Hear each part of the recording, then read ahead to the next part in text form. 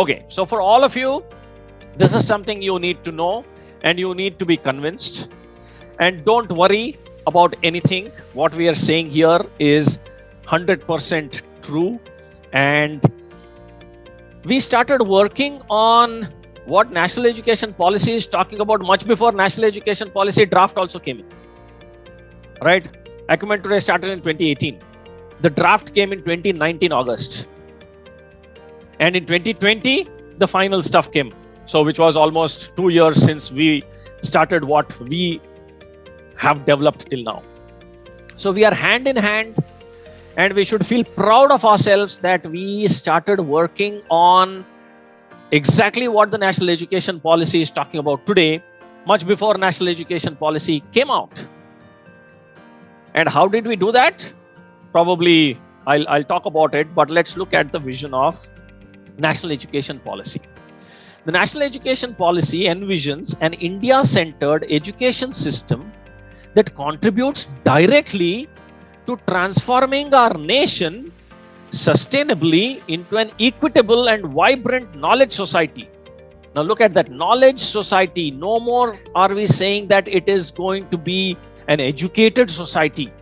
No, education is of course needed, but we need to move little bit higher, 1 or 2 notches up from just being educated society. We need to be a knowledgeable society. And how are we going to do that? By providing high quality education to all.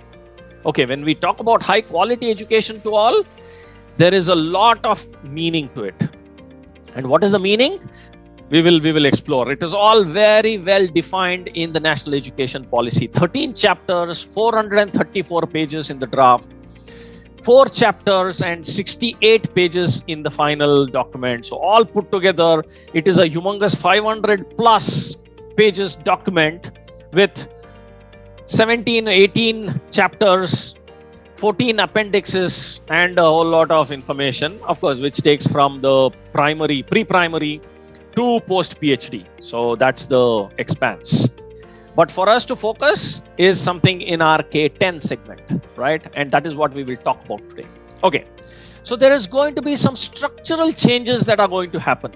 And when we say structural changes, it is the way in which the age of the child and the classes are going to be bifurcated.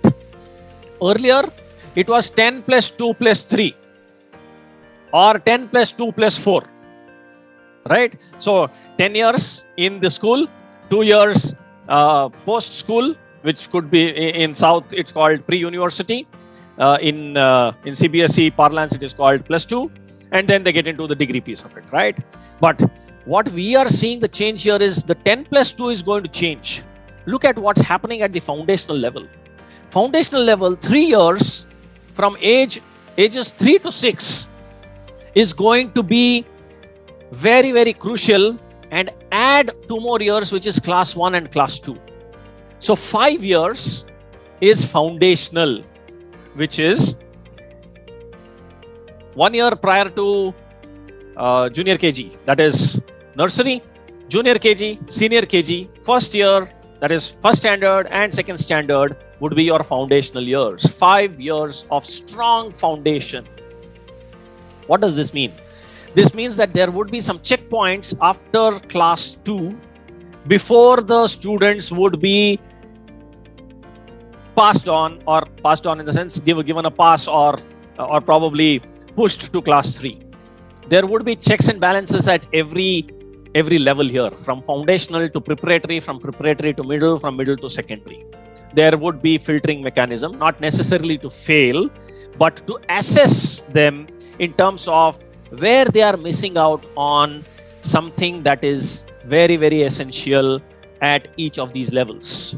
So what gets covered in foundational years is fundamental and foundational literacy and numeracy. I will talk about it later. Preparatory classes 3 to 5, which is age 8 to 11. So this is 3 years, grade 3, 4 and 5. This is preparatory for getting to the next level of applying all that you have learned in the foundational years and in the preparatory years, and then 3 years of middle and 4 years of secondary. So 5 plus 3 plus 3 plus 4 is the format rather than 10 plus 2, which was there earlier.